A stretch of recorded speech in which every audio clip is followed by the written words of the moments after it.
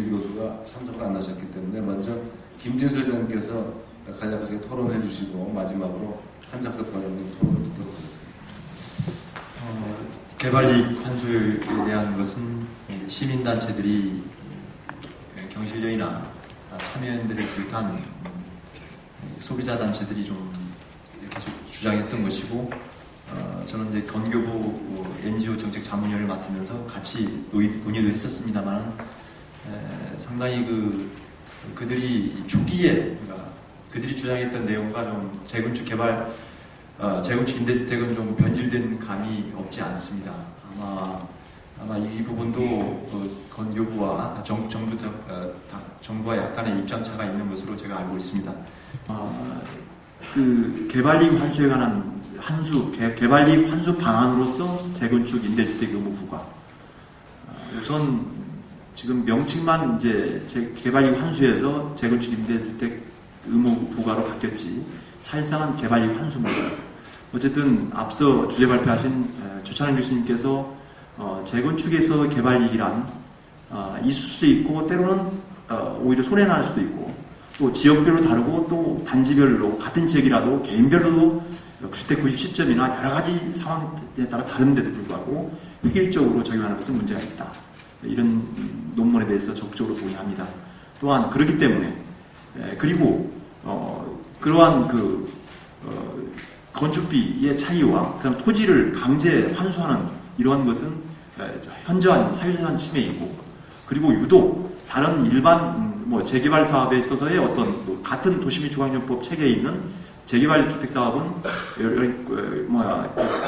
지방세나 국세를 감면해주고 그리고 특히 조합원 지위 양도 금지가 아닙니다. 그 매매할 수 있고 내가 여러 가지 가정 상황에 따라서 팔 수 있는데 유독 재건축만 또 규제하고 어쨌든 다른 주상복합, 마천루 같은 주상복합 아파트라든가 나대지에서 짓는 건축물들 그 기타 이런 일반 주택을 다세대나 연립주택 지었을 때 고급 빌라를 지었을 때 이러한 용적률의 증가가 있음에도 불구하고 유독 재건축에만 부과하는 것은 이건 헌법상의 형평성이 맞지도 않고 따라서 과잉 규제다. 이런 여러 가지 따라서 유연성이 있다. 이런 부분들은 이미 일반 법률가나 헌법학자들이 얘기하신 내용입니다.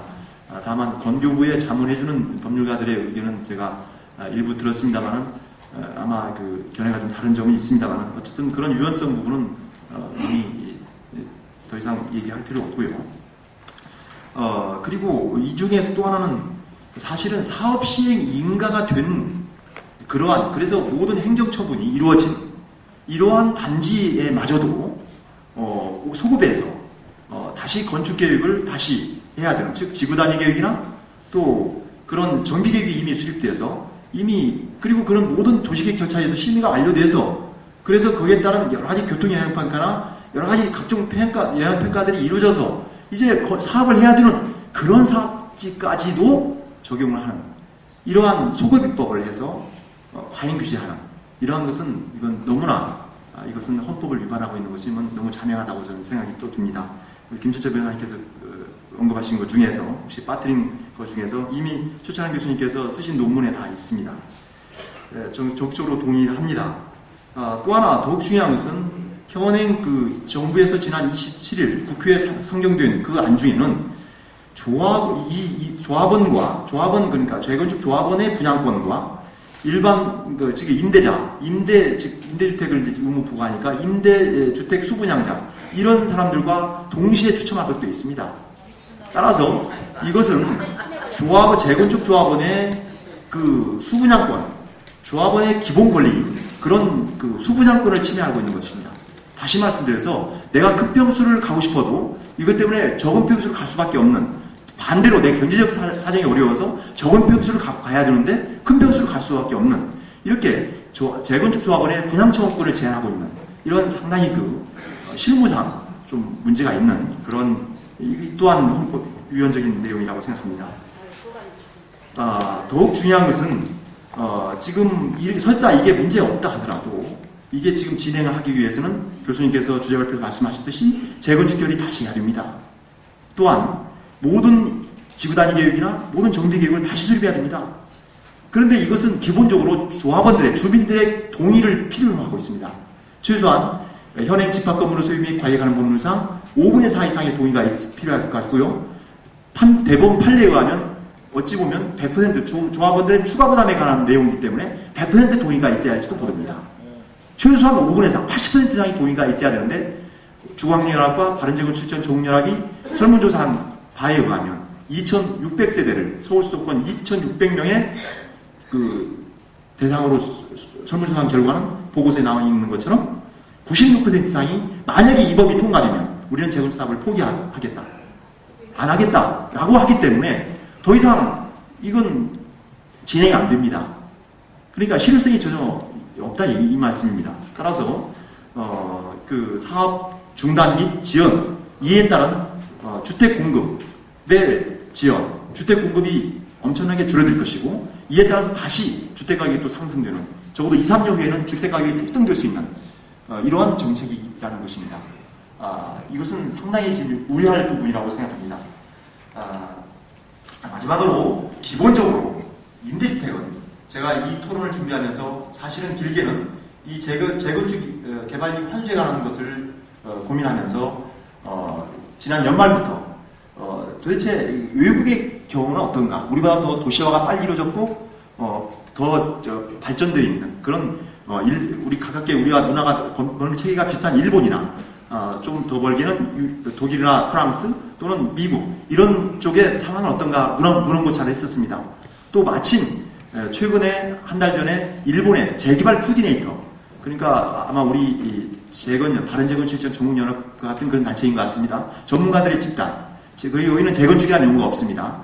그래서 그 재개발 코디네이터들이 왔는데 물어봤더니 어쨌든 일본이 그렇게 70년대 또 80년대 초 엄청난 주택가격이 폭등됐지만 재건축이나 재개발 때문에 폭등되는 점도 있었지만 그것 때문에 이렇게 임대주택을 의무 부과하고 개발이익을 환수한 적은 없었다고 하고 오히려 공원이라든가 도로라든가 기반시설을 정부에서 지원해주고 이렇게 하면서 정말 이해할 수 없는 제도라고 얘기를 하는 것을 들었습니다. 더욱이 하여튼 이런 재건축을 통해서 건축물을 재건축하면서 개발 이익이 있다고 또 있을 것으로 예상된다고 해서 부과하는 것은 전 세계적으로 제가 찾아볼 수 없었습니다. 하여튼 그런 문제가 있었습니다.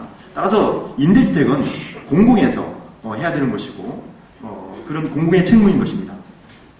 또 하나는 실제로 이게 많이 통과됐을 때 이 임대주택에 대한 이 관리라든가 운영상의 문제가 있을 것입니다. 왜냐하면 예를 들면 용적률이 미미하게 증가되어 있는 특히 고밀도 지역들, 고층 아파트들 이것은 만약에 용적률 증가분의 25%를 환수하고 또는 10%를 환수한다면 그 임대주택 세대수가 한두 세대, 5세대 이하일 것입니다. 그러면 이 관리를 어떻게 할 것입니까? 여러 가지 전대 문제가 생길 것이고 여러 가지 불법적인 그런 문제가 있을 것이고 또 하나, 자 이러한 제도를 도입하게 되면 세입자들이 이제는 아마 임대주택 가격은 주변의 전월세보다도 70% 내외 쌀 겁니다. 그러니까 예를 들면 전세 가격이 1억이라면 우리 조합원들이 돈이 없어서 입주 못하고 전세를 놓는 것이 1억이라면 정부에서의 임대주택은 약 7천만 원 내외가 될 것으로 저희들 판단하고 있습니다. 그렇다고 하면 적어도 3천만 원의 이익이 있기 때문에 이것에 대해서 그 수부장을 하려고 이런 세입자들이 또 이장전이라도 여러 가지 그런 오히려 투기장화될 가능성이 높다는 거죠. 이런 문제가 있고 어떤 관리 운영의 문제나 이런 운영상의 문제가 있을 것이다. 마지막으로 저는 제가 시간을 좀 지키겠습니다.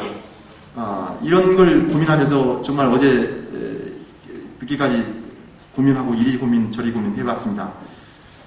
우선 이런 제도가 정말 불가피하다 한다면 더욱더 논의를 더 해보고 더욱더 효율적인 것은 정부가 이 딱딱한 법률로서 그리고 여러 가지 시장 상황의 변화에 잘 적응하지 못하는 이러한 법률로서의 규제가 아니라 그리고 각 지역마다 다릅니다. 주택 수급 상황이 서울과 경기도 수도권 지역과 지방이 다 다릅니다. 따라서 더욱 중요한 것은 이렇게 법률을 획일적으로 정할 것이 아니라 오히려 지금 우리 현행 도시민주공항정법 제30조 5항에 보면 그 재개발 사업에 있어서 임대주택 의무 부과 방안이 있습니다. 그리고 거기에 단서 조항에 다만 도시환경 정비사업과 재건축은 제외한다고 되어 있습니다. 그러면 그 단서 조항만 삭제하면 사실상 만약에 하고 싶다면 단세조항만 삭제하면 사실은 재개발처럼 임대주택을 조례로서 각 지자체의 상황에 따라서 논의를 거쳐서 그 여러 가지 수급상, 주택 재고의 어떤 수급상 이걸 통해서 할 수도 있을 거라고 생각합니다. 더 나가서 정말 이것은 충분한 논의 과정에서 자, 층수를 완화하고 용적률을 좀 더 줘서 지금 현재 정부안은 전혀 인센티브를 주는 게 아닙니다. 자기 거 짓는데 25% 짓는데 그냥 그 지어달라는 거 자기 거예요. 자기 거의 용적률 증가합니다. 자기 거 지어달라는 거예요. 그거지 더 인센티브 주는 게 아닙니다. 토지는 그냥 뺏어가고 이런 부분이 있기 때문에 따라서 정의나 그렇다 한다면 오히려 이 법률에 있습니다. 따라서 그것을 조례로서 오히려 그 지자체의 어떤 지방 어차피 지자체가 또 매수권자입니다. 임대주택을 매입해야 합니다. 주택공사나 지자체에서 매입하도록 되어 있습니다. 그렇다 한다면 각 지방별로 오히려 그 지역의 그 주택의 재고의 수급상 이걸 보고 조절할 수 있도록 이렇게 해야지 법률적으로 획일적으로 만약에 제한해서 용적률 증가에 따라서 주택 공급이 더 늘어나 버리면 나중에 공실률이 늘어나고 만약에 주택이 가격이 폭락되면 또 이것도 어떻게 할 것인가. 정부에서 그러면 이제 엄청난 민원이 생기라고 생각합니다. 너희들이 내가 짓지 말자고 반대했음에도 불구하고 강제적으로 임대주택 부과해서 이렇게 주택 가격이 떨어졌으니까 너희들 책임져라라고 한다면 그걸 또 누가 책임지겠습니까? 따라서 저는 만약에 그렇다 한다면 뭐 제가 이것은 우리 단체와 관련이 없는 내용입니다. 개인 사견입니다. 사실은. 그래서 오히려 이 법률을 있기 때문에 굳이 28조 2에 왜 신설하냐 이겁니다. 오히려 신설할 필요조차도 없고 설사 하고 싶다 하더라도 신설할 필요조차도 없다고 생각합니다. 하여튼 저는 어쨌든 그 정부에서 정말 그 주민들의 제가 볼 때는 분명한 것은 이 법이 통과되면 정말 통과시킨 아마 의원님들에게도 엄청난 그런 항의와 또 어떤 상당히 실망이 갈 거라고 생각이 들어서 이 부분은 좀 이번에 삭제하고 나머지 도시및 주황역법 개정안이 통과되기를 강력히 희망합니다. 감사합니다.